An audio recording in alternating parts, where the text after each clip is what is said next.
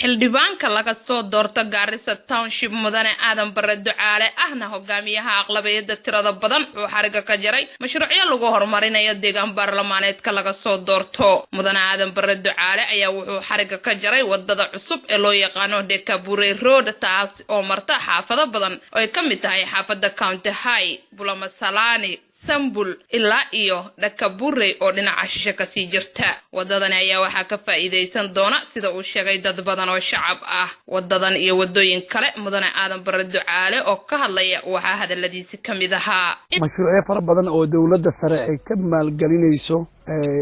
ayna ka fulinayso degmada laga soo doortay Garissa Township ayaan maanta booqday waxa kamid wadada 2 kilomitir oo laamiga oo la dhisayo oo loo aqaano Dekabure Road wadadaas oo hadda 80% dhamaatay oo muddada hadda 2 bilood ee ka dambe ay qandaraasiga qofka la siiyay u dhameynayo waxaan kaloo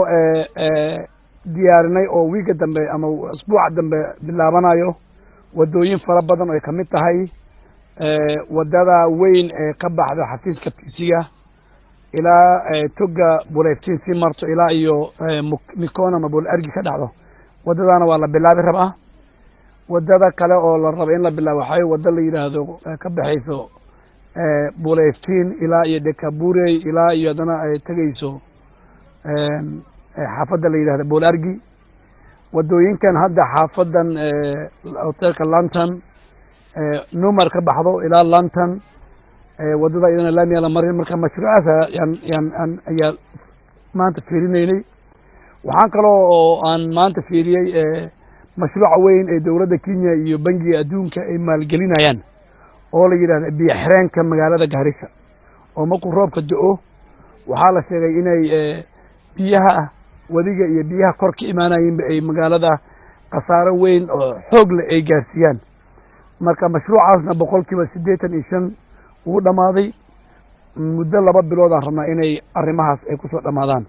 oo mashruuc lacagtiisa ay tahay taqriiban 500 milyan inta badan xaafadaha ku yaala Garissa Township waxaa laga cabtaa biyo la'aan ayadoo ay dhigaan shacabka mudaharaadyo ay biyo la'aantaasi uga cabanayaan MPga ayaa sheegay in celal biyoodyo uu ka hirgelinayo xaafadahaasi 5 ceel ayuu ka waramay MPga asagoo la hadlayay TV-ga Universal waxaan isku dayay inaan mashruuc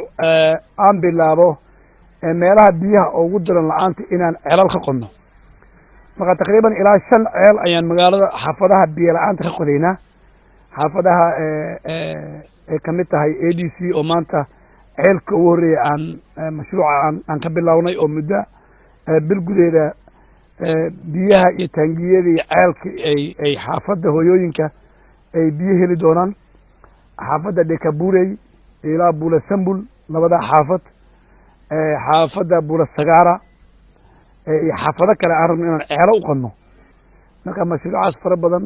ugu dambeyn waxaan tagay iskuulka sare oo Tumaini Secondary School oo hadda aan dhisayno oo aan faraha ku hayno oo la rabo bisha tobnaad inuu uu soo gabagaboobo oo ardayda ugu hore Tumaini ay loo qaato fasalka koowaad iskuulka sare oo Tumaini Secondary School iskuulkaas waxaan u dhisnay xaafadaha ADC xaafadaha Tumaini Bulamadina Chief Camp xaafadahaas caruurtooda inay meeshaas ay ka dhigtaan oo ay aadin xaafada fog Assalaamu calaykum waraxmatullaahi wabarakaatu ani haboon isaaq ayaa liidaha aan ka shaqeeyaa shaqada oo barabaraha inta nasiis aad bay ugu mahadsan tahay wallaahi waa la qaban karaa ani hadda waxaan jiraa 27 ma sha Allah wallaahi waan qabtaa shaqada si aan caadi ahayn inta oo qabanayna waxaan ku dhiirini lahaa inay shaqeystaan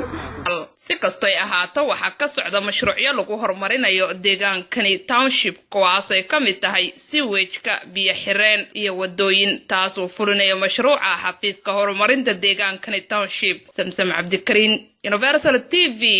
Garissa